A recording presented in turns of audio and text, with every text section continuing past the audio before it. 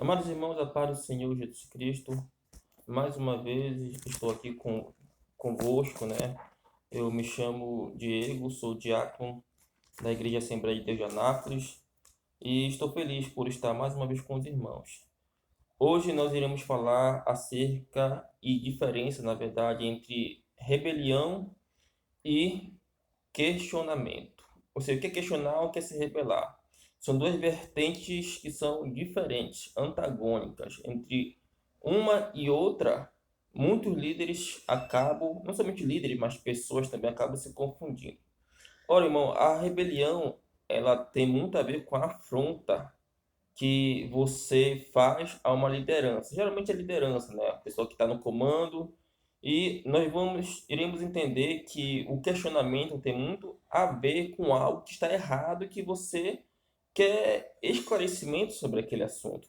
Um exemplo claro de rebelião está em Números, no livro de Números, que segundo a tradição judaica diz que Moisés escreveu o livro, né, que faz parte da Torá, dos 5 livros chamado Pentateuco, da Bíblia Sagrada.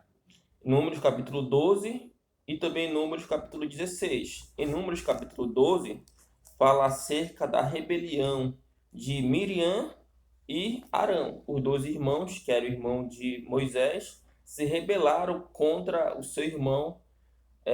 Por quê? Graças a um pretexto. Moisés havia se casado com uma mulher etíope, que muitos julgam ser a Zípora, que era midianita.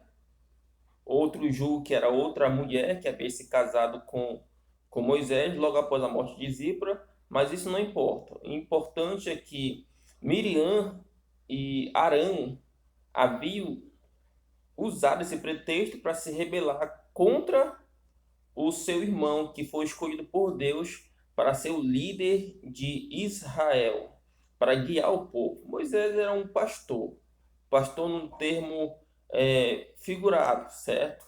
Quando a Bíblia usa o termo pastor e ovelhas, ela utiliza muito em sentido figurado, porque é um ministério quer dizer trabalho, dado a uma pessoa para orientar e guiar aquele povo. Deus dá um espírito de sabedoria para aquela pessoa, para que ela possa orientar e guiar aquele povo de Deus. Então Moisés foi escolhido por Deus, porém o ciúme tomou conta de Miriam e Arão. E aí os dois questionaram a autoridade de Moisés. E Deus chama em particular os três, tem uma conversa principalmente com Arão e Miriam. Miriam, ela fica leprosa, porque certamente foi ela que começou a rebelião. Lembrando que a lepra tem a ver com a chamada hanseníase em dia de hoje, cujo corpo fica branco, esbranquiçado, né? E Miriam, ela iria morrer daquela doença, porém Arão pediu para Moisés, chamando ele de Senhor, de forma humilde, né? Para que ele orasse a Deus, e Deus certamente curou a irmã de Moisés. Esse é um exemplo clássico de rebelião.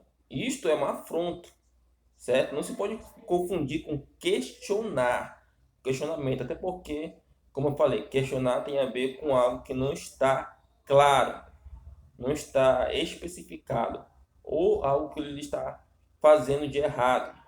Certo? Um outro exemplo, amados, encontra-se no livro de Números, como eu citei, no capítulo 16, que fala de 3 líderes da tribo de Levi, Corá, Dantã e Abirã.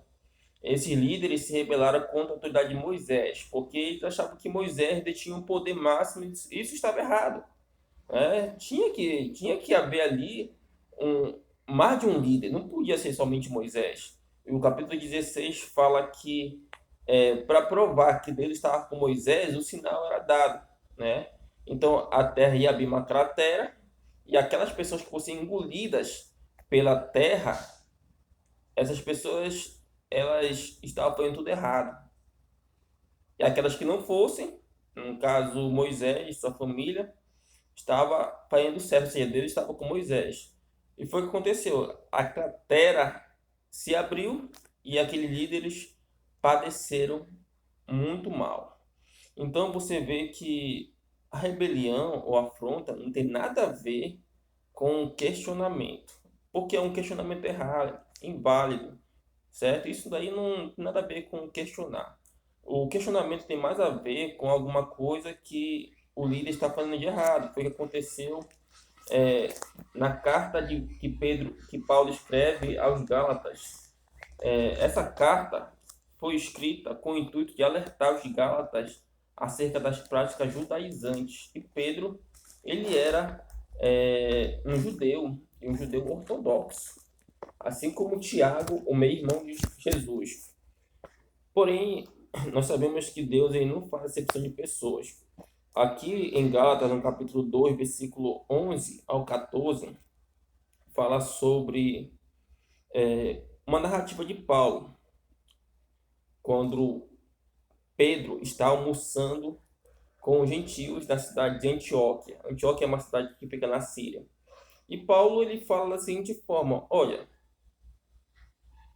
Pedro, eu vi você almoçando com os gentios, mas quando chegou uns irmãos da parte de Tiago, que foram enviados por Tiago para ver como é que estava a situação da igreja de Antioquia, você simplesmente se afastou dos irmãos, não quis mais ficar na comunhão com os irmãos. Então, Paulo chama a atenção de Pedro. Por quê? Porque Pedro ele estava se comportando mal, discriminando as pessoas, e Deus ele não aprova a discriminação. Nós que somos a igreja não fomos chamados para discriminar ninguém pela cor da pele, pela posição social, pela profissão, nada do tipo. Deus não aprova esse tipo de conduta. Nem o judaísmo aprova, quanto mais o cristianismo. Então Pedro ele estava realmente sendo uma pessoa preconceituosa. Não somente de agora, mas desde o tempo que ele visitou a casa de Cornélio, certo? Então nós entendemos que a rebelião para Deus não é válida, certo? A rebelião é algo obscuro, é algo assim grotesco que Deus não aprova. Porém, o questionamento pode ser aprovado. Por quê? Porque Deus ele quer que os líderes ouçam das pessoas. Se o líder estiver errado, o líder ele é obrigado a sentar com seus liderados e a conversar para saber se aquilo que ele está fazendo está certo ou errado. É claro que nós devemos orar a Deus para que Deus possa ver o entendimento do líder. Porém, nós podemos sim chegar na sabedoria de Deus, no entendimento divino. Nós podemos chegar e falar com nossos líderes sobre aquela situação que está errada. Não há nada de errado nisso. Não vai haver humilhação, não vai haver nada, só vai haver um esclarecimento acerca do fato, porque o líder está se comportando daquela forma. Nós precisamos disto, certo? Porque senão a igreja vai virar uma ditadura, com um ditador, certo? Claro que isso não somente se dá na igreja, mas também em outros âmbitos, sejam políticos, sejam âmbitos militares, certo? Porque é importante nós fazermos aquilo que a Bíblia nos diz que nós devemos fazer. Amados irmãos, que Deus possa nos abençoar cada vez mais. Este é o canal chamado Palavra de Hoje. Espero que os irmãos tenham aprendido um pouquinho mais com a palavra de Deus, porque eu sempre aprendo, tanto falando como ouvindo, e que Deus possa nos enriquecer de graça e de sabedoria, em nome de Jesus. Fique em paz com a graça do nosso Deus Todo-Poderoso. Amém.